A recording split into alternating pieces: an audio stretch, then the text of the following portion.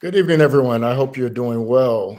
On behalf of our General President, Brother Lucian Metellus, I am Dr. Jeffrey Sterling, the Surgeon General of Alpha Phi Alpha Fraternity Incorporated.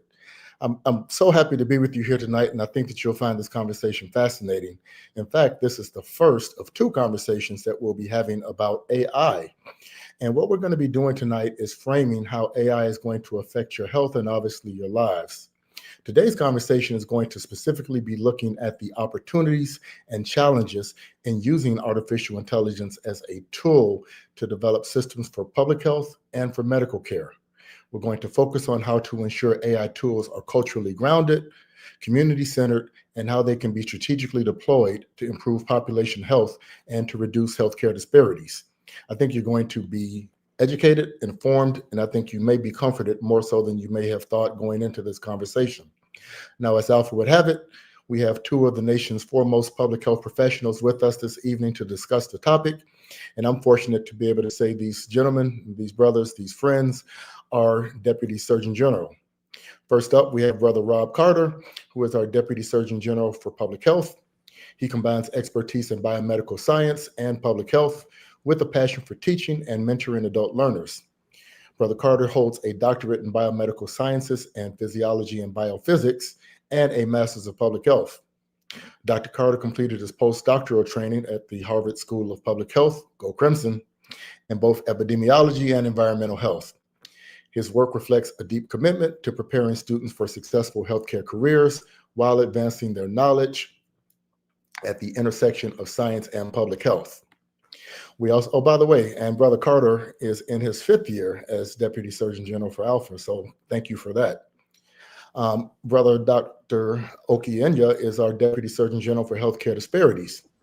He is a nationally recognized health policy executive, government relations strategist, and thought leader on the intersection of public health, technology, and equity.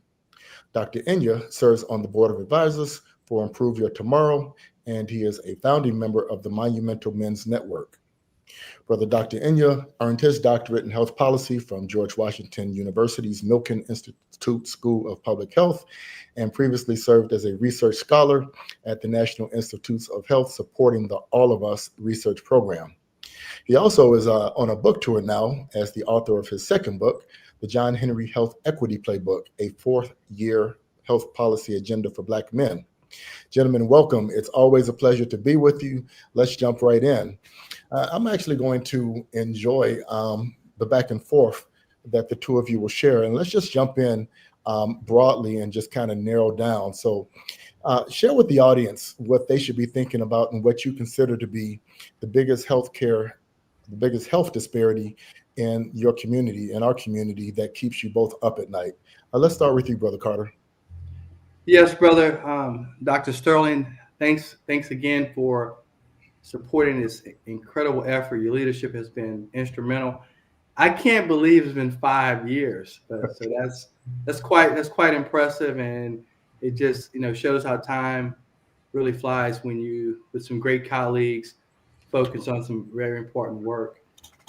So before I answer the question, I want to frame the conversation.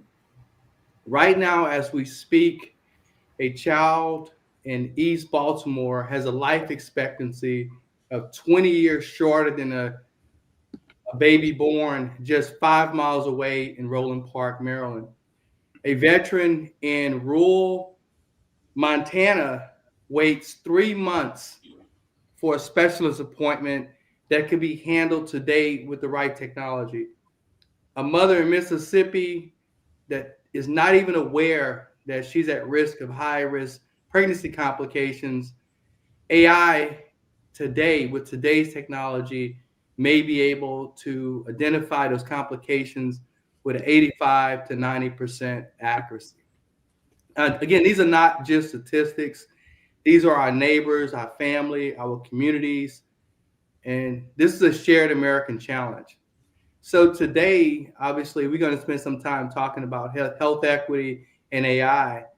And 5 years ago, 10 years ago, we typically thought about artificial intelligence, data science as something happening in big cities, Silicon Valley. But we have an opportunity today in moving forward to leverage these powerful tools as a way of closing some of the devastating health gaps. So I'm super excited tonight to talk about both some of the challenges and opportunities as we really go fast forward over the next several years.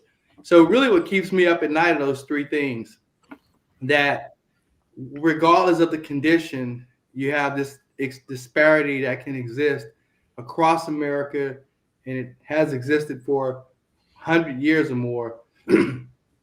Life expectancy delta that sometimes is overshadowed by average numbers as an epidemiologist, average statistics. At the same time, you can have somebody, regardless race, ethnicity, poor, rich, can be in a rural area and have shorter life expectancy, not able to get specialist care just due to proximity.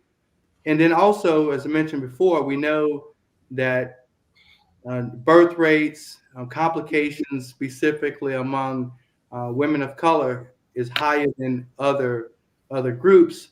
So just thinking that there are capabilities that could modify and shape that is just perplexing, and it's something that we really have to explore in a safe and ethical way to close some of those known gaps. And the cool thing about this is that the cost of deploying these type of technologies may be relatively inexpensive compared to some of the other technologies like remote patient telemedicine that requires a lot of infrastructure. So I would like to just start there. And the one I think specifically the condition, since I have to touch on the condition, if we look at what's going on nationally with high risk diabetes, it's devastating.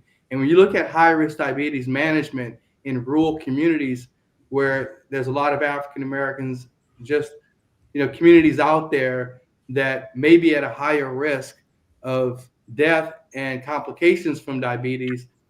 Just thinking about that as a use case for AI is very encouraging. You said a whole word, and before I get Brother Enya to join, I just want to point out something that people don't think about and really don't ever talk about.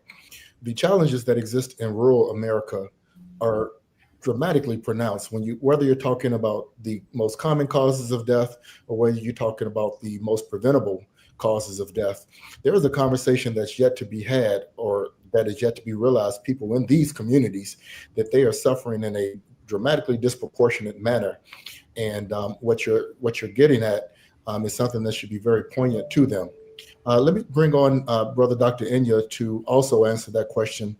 Introduce it how you will, but let's get at, as part of your opening comments, what keeps you up at night in terms of healthcare disparities, since this is how you spend all day, every day. Yes, thank you so much, Brother Dr. Sterling. It's good to be here in conversation. So of course, I can take this in any direction, but I think, because I'm on my book tour, let me just kind of lead with that, in terms of, Black men. We as Black men have the shortest life expectancy than almost any other group in the U.S. We get, in terms of prostate cancer, for example, 1 in 6 Black men in the U.S. Are projected to get prostate cancer. If there is a family history of prostate cancer in the family, then that is a 1 in 4 risk. And so for me, it's actually personal because my dad and 3 of my uncles are prostate cancer survivors. And so, what keeps me up at night is, as we are now leaning into this new era of AI, it's going to layer on the entrenched, long-standing disparities and inequities that have existed for years. And I'm going to flip part of the question to say that it is, because you brought up kind of like the rural populations, and I would also add that it's the low information, low education person that doesn't have access to care that is challenged with having transportation to get to a doctor's appointment, that is food insecure, that is unhoused, that is unemployed, right? So these various social drivers of health, right? We know that 80% of health outcomes are driven by social factors that I've named, whereas 20% it's actually just it's genes and just kind of okay, it is an acute issue. So with the longstanding social drivers of health, and you layer AI onto it, and this the lack of information or lack of access to information about what artificial intelligence is and ways in which it can be both helpful and harmful, that is critically important. And you know what we know is that those in power, and we're actually living through this moment now. You know, those that are in power, who have money, they are able to control the narrative. They are able to disrupt systems. They are able to dismantle whole governmental agencies, right? And so all of that chaos is driving the disparities, and that's aside from this new technology that if there are not guardrails in place and a clear understanding of what this technology is and the ways in which it can be helpful and harmful, we're going to continue to see the disparities that we see. So, you know, I'm happy to go into more detail about, you know, kind of Black men related, you know, issues. I think, you know, and I'll just kind of pause by saying that as Black men, you know, we are invisible when it comes to our health and well-being on policy and research agendas, yet hyper-visible when it comes to the criminal injustice system. And I would also, and I've been pushing for the need for the research ecosystem, as we are leaning into AI, to take an intersectional approach to disaggregating data, to ensure that we are clear on ways in which we can improve health outcomes for Black men and others who have historically been marginalized. So I'll pause there. So let me pick up what you put down, because to frame this conversation, I think that the audience would do well to know just what the two of you are getting at. From a health policy standpoint, if you are engaged in systems design, you can approach it top down or you can approach it bottom up. A top down design says that the most people are going to be affected by these interventions, and that seems to necessarily leave pockets of individuals who have lesser healthcare outcomes. We call them healthcare disparities. The other type of design would actually address the least of us, the most vulnerable of us, and ensure that there are baseline equities that are being produced and provided. In our system, it seems that individuals like brothers Dr. Carter and Dr. Inya are left to fill the gap and to create initiatives to take care of individuals in respective communities that suffer from healthcare disparities, because as Brother Dr. Inya said, nobody's coming for Black men at the beginning of the conversation when it comes to public health. If this were a conversation about criminal justice, or not justice, but the criminal system, then that might be a different thing. So if you're looking at it from there, that's where this conversation begins. Looking at the flaws in the design of a public health system, and with another huge innovation coming forth, AI, trying to see how communities can be positively impacted when they aren't part of the mix in the original system design. So with that being said, let's throw the next question, and let's stay with you for a second, Dr. Inya.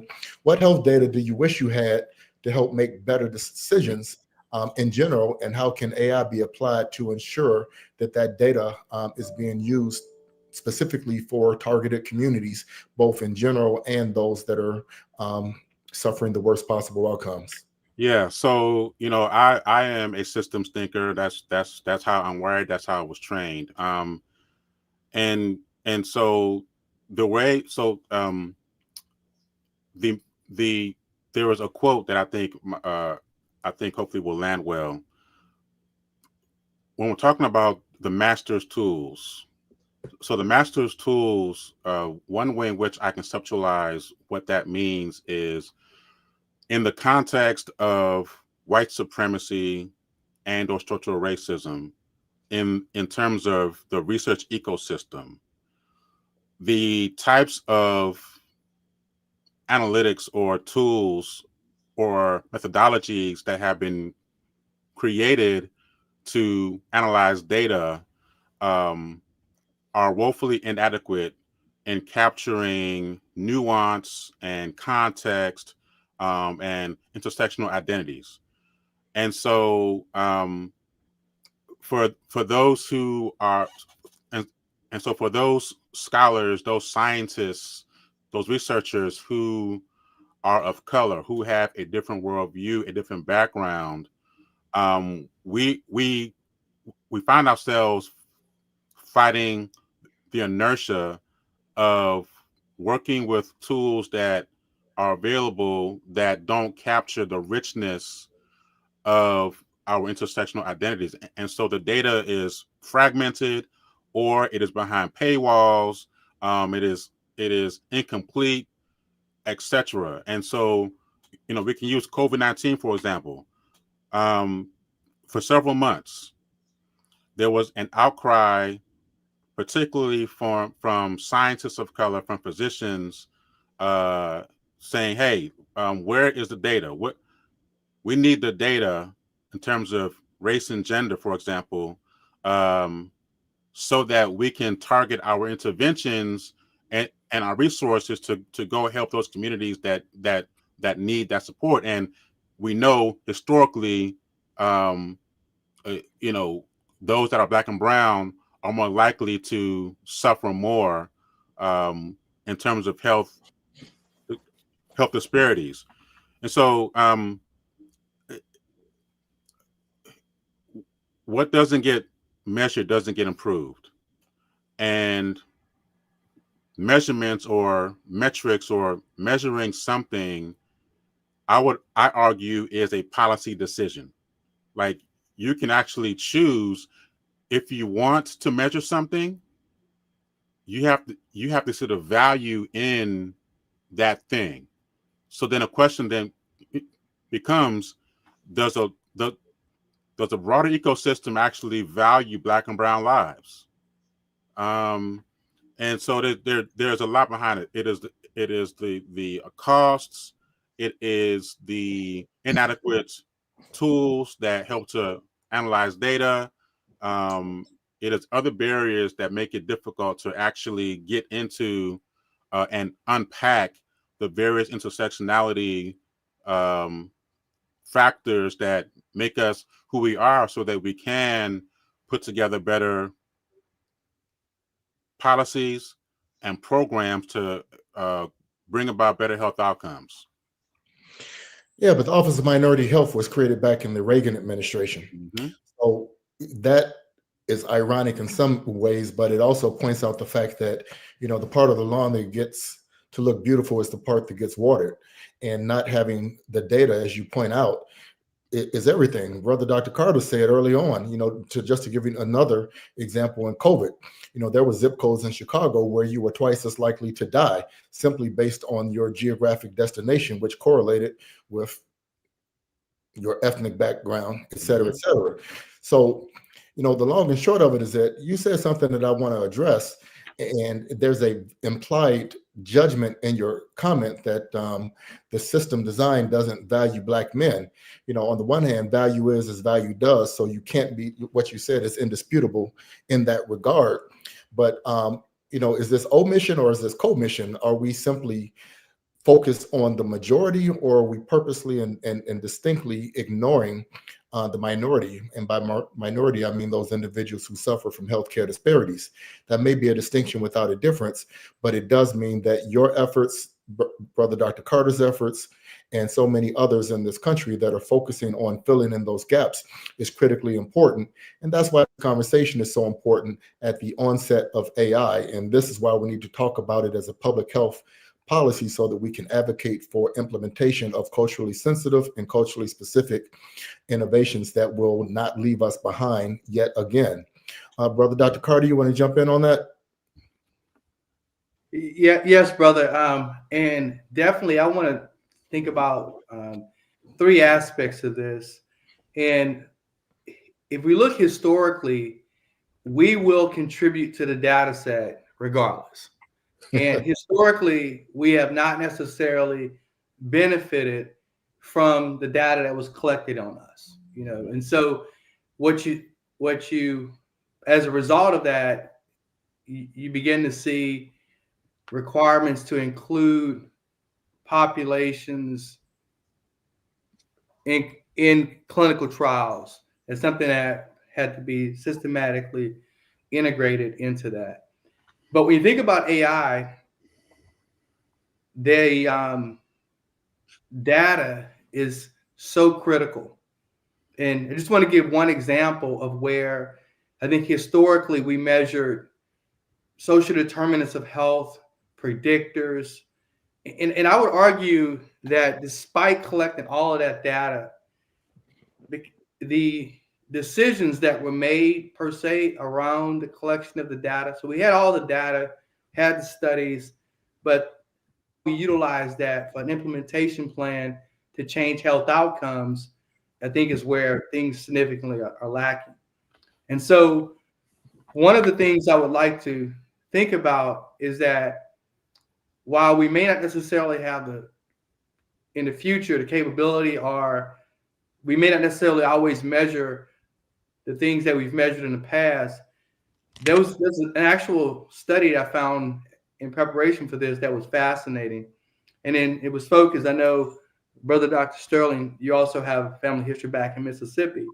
And there's an actual initiative in Mississippi that basically wanted to look specifically at diabetes prevention. And I want to talk about this one in particular because I think it shows how some of the historical data that we utilized to identify risk factors in maybe underdiagnosed populations and how we can maybe have better implementation is that Mississippi has the highest diabetes rates nationally.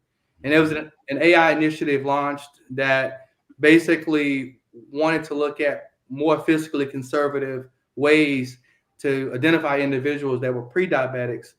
And so a team from several universities, to include two universities in Mississippi, worked together to use data analytics, a platform, and machine learning to identify. They wanted to, first of all, seek that they identify pre-diabetic residents using pharmacy, grocery, and clinical data. And they, 95%. When we think about typically, traditional diagnostic errors, measurement error in the context of inaccuracies in data collection, systematic issues with underdiagnosis, and data collection bias. That's one of the things that's often brought up with artificial intelligence models. But we know historically data collection bias is real. And there may be some opportunities to leverage artificial intelligence to address some of those with models. But based on this small study in Mississippi, they partnered with churches in Jackson and in the Delta to basically look at how they could utilize resources that historically were utilized to collect data to basically say, okay, how can we utilize those resources for more effective, culturally appropriate interventions? And so I think that I like that. If we can spend less resources per se on are we collecting the right data, which we've collected data for years. And I think probably the three of us would say, like we haven't really moved the needle that much on social determinants of health. Black men still died, multitude of rates higher than other populations. We got a lot of same issues. When I was a graduate student almost 30 years ago doing my PhD, mastering public health, not a lot has actually moved, but there's been trillions of dollars of investment that hasn't moved. So what I would like to say is that I think this does provide an opportunity, because often individuals, and we go back to rule, a lot of times the decisions, your treatment, your diagnosis, what follow-on tests, whether it's MRI, CT with contrast, X-ray, whatever is going to be, blood tests, biomarkers, whatever's going to be utilized to help drive chronic disease burden at the individual population level, a lot of times it's left to one physician in a rural area that may or may not necessarily have the expertise. Second opinions are unheard of in some of those areas. So I think being able for individuals to have access to data and information, we have to do a lot of work to ensure that is in a way that's digestible for individuals maybe with lower education backgrounds and not having a science and medicine background, or not having access to individuals with those backgrounds. This may be an opportunity to close that gap. And I'll leave you with two final quotes. And one of those basically is data are becoming the new raw material for business. And then one from Ed Demings, that in God we trust, all others must bring data. And then the final one I would like to put in that is that there's another quote: the world is now awash in data. We can see customers a lot clearer now. Okay, so you can take that in a variety of different ways. Is that, okay, bad customers, meaning folks that maybe are higher risk for being a burden on healthcare systems, data may actually identify them as not good customers. And that can be utilized a variety of different ways, but may actually help identify them as good candidates and customers for early intervention and treatment and earlier diagnosis, like I pointed out in the Mississippi study. I'll stop there, but I think that this is an area that historically we have not embraced. We often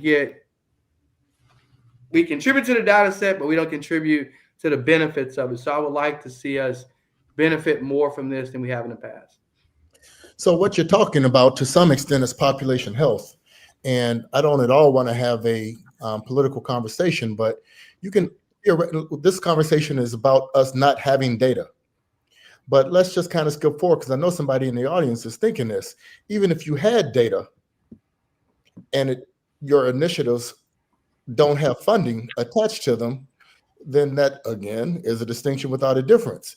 Are we entering into an era, and again, in a completely apolitical way, are we entering into an era where the pendulum is swinging away from addressing healthcare disparities as a governmental consideration towards simply a trickle-down consideration where communities that are subject to healthcare disparities are left to their own designs? And there's some affirmative considerations in communities being better stewards of their own health.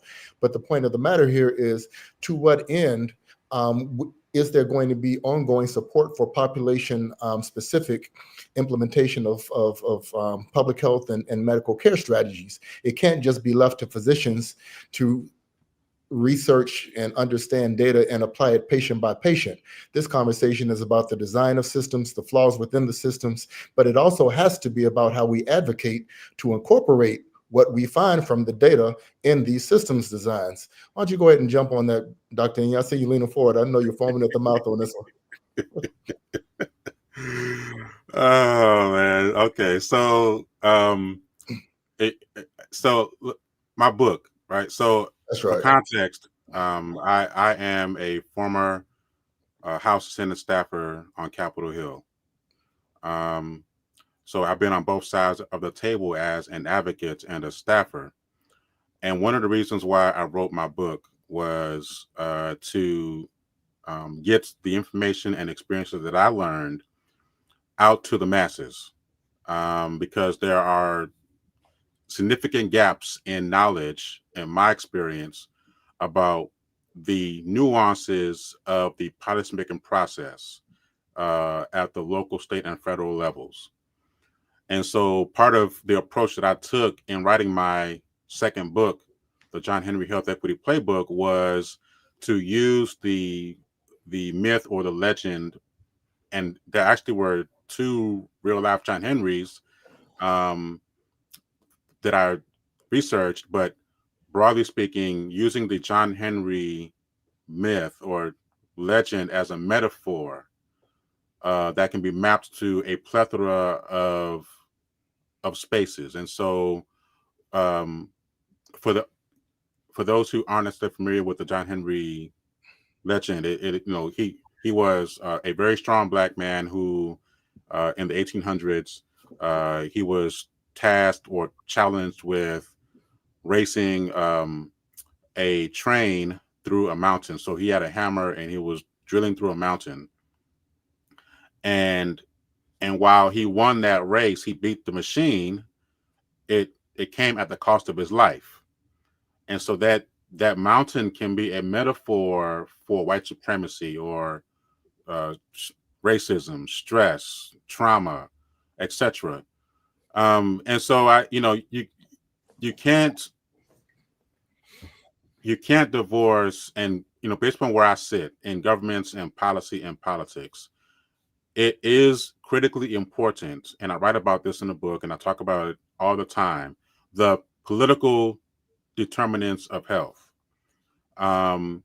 which speak to power, policy, politics, money, who has it, who doesn't, why, right? And so because health is political, public health is political, but the idea of something being political carries so much baggage that it taints, I would argue, a healthy way of looking at what politics actually is in a purer sense.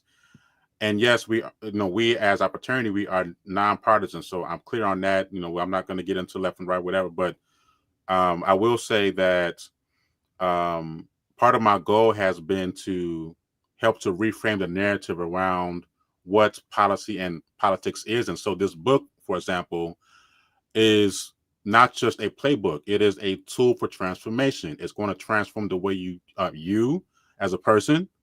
It's going to transform the way that you look at policy and civic engagement and other areas. And so we can't divorce, health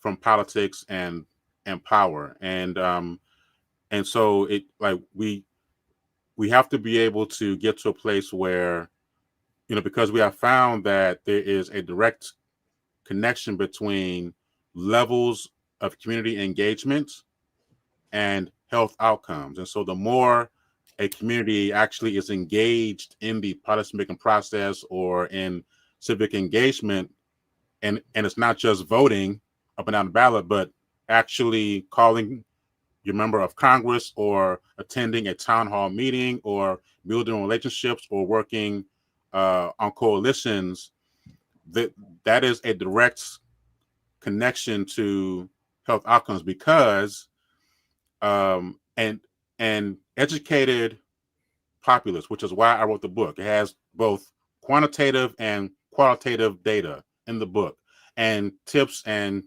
strategies as to how to connect with key decision makers with this data so that you can make your case. And so that is one way that we can engage, because I say all the time that if you're not at the table, you're on the menu, and politics will impact us whether we wanted to or not. And so as a student of history, looking at the arc of history, we are living in a backlash moment. Anytime progress has been made, there's backlash, right? And I can name several examples of that, but literally right now, right? And so, and if we know that the ebb and flow of history will have this swing back and forth, left to right, what are we doing to ensure that when it swings back left politically, that we are able to lean into that space, or to capitalize on that momentum, but to build beyond that. And I say this all the time as well. Where is our I lean left. Where is our quote unquote Project 2025? My book is the first of its kind to actually be intentional and unapologetic about curating and creating a framework, a 4-year fluid health policy agenda for Black men that incorporates all of the social drivers of health, so that we can be strategic in the ways in which we can better shape systems that are sustainable and are able to ultimately help Black and brown people, and Black men in this case, live longer and better. You said a whole word. Good work. Good job. Brother Dr. Carter, you want to jump in on that? Yes. No, it's so first of all, I'm gonna put a plug in for Brother Oki. Oki's book is truly fascinating. Even obviously, I'm a little bit biased as a public health professional, but I ordered this book after one of our Surgeon General calls and received it a few days later, and I was able to finish reading it a few days after that. But it's fascinating because of the context, and one of the beautiful stories that he talked about in his book is a John Henry story of the waiting room. Mm-hmm. And as I was thinking about what we're talking about now, artificial intelligence, it really brought me to his story of John Henry in a waiting room where he has chest pain. He's felt tightness in his chest, and he's clearly exhibiting signs of maybe silent heart attack. And he has a factory job. He's a brother, and he has no paid sick days and no nearby urgent care. And so Brother Oki really lays out a scenario that a lot of Black men, a lot of men in the country face, where they have to choose between the taking care of their own health or working, taking care of their families, and putting their health and even clear signs of health distress aside. Mm-hmm. And so I think that's an important thing about health equity. And we can talk about all the population data, all the social determinants, but at the end of the day, there's thousands of men behind that particular John Henry story that in order to move the needle at the population level, we got to systematically figure out how we're going to change the situation in the lives and the households of each one of those John Henrys that is a father, a husband, working, sometimes 2 jobs, 3 jobs. They need every penny of it in this distressed economy to provide what they need for their family, knowing that they're putting themselves potentially at risk of not being there for their family in the long term, but unfortunately have to focus on what's happening right now at this moment, which is food, shelter, just what you actually need to just get through the day. So I wanted to basically specifically hit on that piece because that is the backdrop to innovation. Mm-hmm. And that's the backdrop to often why we're not included in the studies, why we're not included in early detection, why we're not included in what can actually make a difference. And so one of the things that may be of value, and as I looked through that particular story, I looked for nuggets possibly where health education, where we can apply resources. And one of the things that was pointed out was that John Henry had never been educated on the one of the leading causes of death, which is silent heart attack of a stressed out man, malnourished, are undernourished with proper nutrition, inadequate sleep, and probably waking up multiple times in the night on how he's going to basically take care of his family. So I wanted to basically just sort of, because I know the title, and I want to make sure we don't gloss over. We were talking the first three of the first four words in this conversation is health equity challenge, and then we get into AI opportunity. But that's the challenge, and I wanted to, Brother Oki really laid that out beautifully in his book. That's the challenge, and so the data portion of it and the currency on how to get after John Henry is something that we're going to have to continue on a day-to-day basis, but it's going to take a lot of work because we're talking about complexity that basically is focused on short-term versus long-term benefit. Mm-hmm. Fantastic. I want the audience to be aware that if you do have questions, that you can feel free to put them in the comments and we'll try to address them, but we are getting close to the end. I want to point something out for you guys because I want everyone to understand not only what we're talking about, but where we're going. You know, this reminds me of the quote from the great question that was asked of the Dalai Lama. I know you two have heard this before, when he was asked what surprised him most about humanity. And his response was man, because he sacrifices his health in order to make money. Then he sacrifices his money to recuperate his health. And then he is so anxious about the future that he doesn't enjoy the present. The result being that he doesn't live in the present or the future. He lives as if he's never going to die, and then he dies having never really lived. Part of what this conversation is about is how you set the table for health. And this is not an either or thing. And this is where I remind you that my 8th book was actually called The Prevention Imperative. And, you know, these two gentlemen, God bless both of them, but these guys trust government a lot more than I do. And again, this is not an either or, it's a both and. I trust you. I trust each and every citizen to be the optimal and the ultimate steward of their own healthcare. Because no matter what governmental programs are in place, and believe me when I tell you, as Brother Open said, if you're not at the table, you're on the menu. So if there's going to be money spent, we should be advocating for our portions of it. But at the end of the day, even when that money is apportioned, and especially as he said, depending on the political climate and the proclivities of politicians to advocate for things that are in their constituents' best health, the money may be there and you still may not get what you need. But the great news about all of this is that if you actually look at public health around the world, the best healthcare outcomes are not produced by large appropriations. They're produced by individuals who are stewards of their own healthcare. And the prevention imperative is all about what you can do to be your healthiest, the best version of yourself, the most empowered version of yourself. And what we're going to be doing in our next conversation when we get our medical members of the team on board is to talk about specifically how AI can be used to help you on that part of your health journey.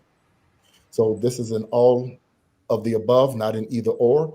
But what I want to do right now is once again, as we wrap up the evening's conversation, unless there are questions in the comments section, I want to have both of these subject matter experts just kind of take the floor. And the people that are watching this webinar will never know just how phenomenal you are in your respective work. And I always applaud you and thank you for your service in so many different ways. But the conversation tonight is both about highlighting disparities and shortcomings in the pursuit of equity. But just give a 30,000-foot overview, if you will, of how AI tools can and should be used in an ideal United States. Again, we have a different type of healthcare system. In a United States capitalistic-based public health system. Let me start with you, Colonel Carter. You guys didn't know this. Brother Carter is actually a colonel as well, so it's just phenomenal. Please go ahead. Yes, sir, brother. I appreciate it. I want to basically leave you with this. Health equity, and it's not a red or blue state issue. We live in red and blue states.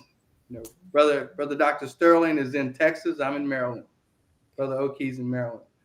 It's an American issue. It's a human issue. And every day that we delay, real people and real communities are going to suffer from preventative harm. And we have hundreds of years of data on that.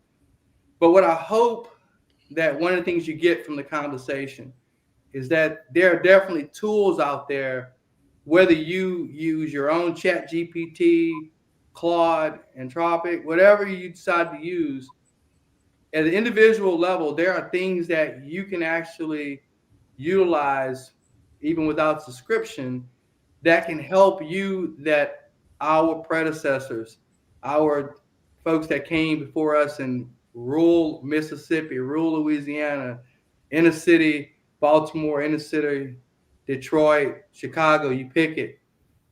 There's tools that we have access to. We just have to really understand how to utilize those and the data to be able to advocate for ourselves and our loved ones. We have many examples where data and AI is going to transform communities and outcomes. And going back to Brother Dr. Sterling's comment about if you're not at the table, you're on the menu. The data piece is largely what's going to get us at the table, and we got to look for innovative ways to collect the data, because as part of the conversation we had tonight is that we may not necessarily be collecting all the data we have in the past. So if we don't find innovative ways, as a community to collect that data, then we're not going to actually show need. We're not going to actually show evidence of the things that we need to continue to support our community. The political climate is constantly changing. 5 years from now, 10 years from now, we have to continue to basically figure out how we continue to be part of the conversation. The zip code lottery has gone on long enough. We talked about that. And this is an opportunity for us to basically get beyond, what zip code you're in can determine how long you're going to live, whether or not you get diagnosed with stage 1 or stage 4 cancer, whether or not you get diagnosed at stage 1 of heart failure, or you die walking down the street to your second job.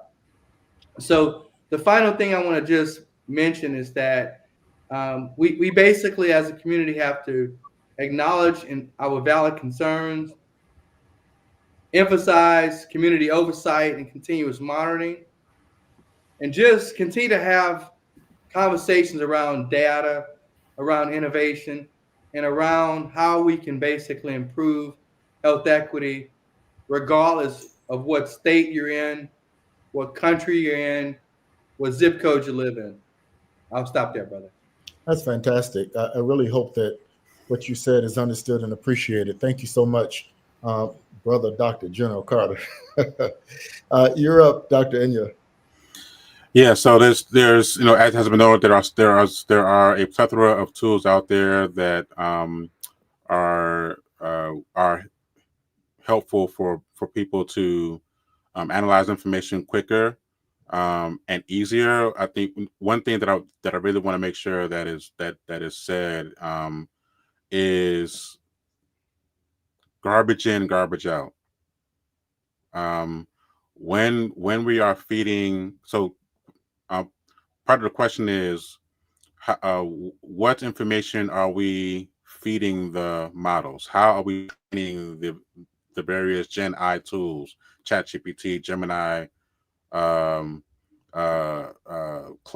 Anthropic, Perplexity, etc. My thing is, let's put checks in place. Let's audit the models. Let's audit the data to mitigate bias. That is a critical component of this entire new era that we are in. If garbage is going in, you're going to get garbage out. If bias is going in, you're going to get bias coming out. And so really being thoughtful about how the various models are structured and what tools or systems are in place to help to mitigate bias, to ensure that while we can do things faster and easier with what we know now, taking it through a social drivers of health framework, which actually was part of what I was doing at the NIH, was to actually create software or tools that used social drivers of health, so education, income, housing data, food insecurity, right? So really getting the data that is out there, but feeding it through a mechanism that takes into account bias, so that the outputs or the outcomes, we're able to feel more confident about what we are seeing or getting. So, I think another part of this too is that because we are talking about this and we are demonstrating how we can use it, that in and of itself helps to normalize the use of these tools. And so, oftentimes it starts with the conversation and serving as an example, and that's why we are here tonight. But I definitely want to call out the critical need to lean into the tools that are available, but be mindful of the bias that might be at play, and use the tools responsibly. There are ways in which we can find out how to use the tools responsibly. Just be very judicious in the use of the tools, so that you can ensure that what you are getting out of using the tools are healthy and helpful. Fantastic. Thank you, sir. Thank you, thank you, thank you. To the audience, this is what we're saying. It's going to happen. Advocate for it. Advocate for it to be used in a way that promotes equity. Advocate for it to be used in a way that addresses disparities, and work to gain access to these tools in your community to eliminate these zip code disparities. They are real. If you want to know where these things are going, consider that there have been efforts within the current administration and by the Republican Party, which is in power, to redesign a system that they are more comfortable with. Part of that has to do with health self-empowerment. And the specific proposal that's gaining a lot of steam these days involves demonizing the insurance companies, managed care organizations, and giving you the money directly. The hundreds of billions of dollars being cut, to some extent, they're theorizing that, hey, if we give everybody a $2,000 check, then you can be a better determinant of your own healthcare than the insurance companies have historically been. This talk and others like it raise the question, are you ready to make empowered decisions about your healthcare? Will you take that $2,000 and spend it on things that you need, competing entities in the hierarchy of needs? Will you waste it? Will you find and be creative to use that $2,000 towards your health? What we want to do in the second part of this conversation is to actually look at how AI tools have been developed to be a version of Dr. Google, if you will, that actually complements you in your healthcare journey. We hope that you'll join us for that. I hope that you've enjoyed this evening's conversation. I want to thank our two deputies, Surgeon General, and all of the deputy surgeons general of Alpha Phi Alpha Fraternity, in continuing to provide this information and education. I'm Jeffrey Sterling, the Surgeon General for Alpha Phi Alpha. Thank you so much for being with us this evening. Good night, God bless, and see you next month. Good night.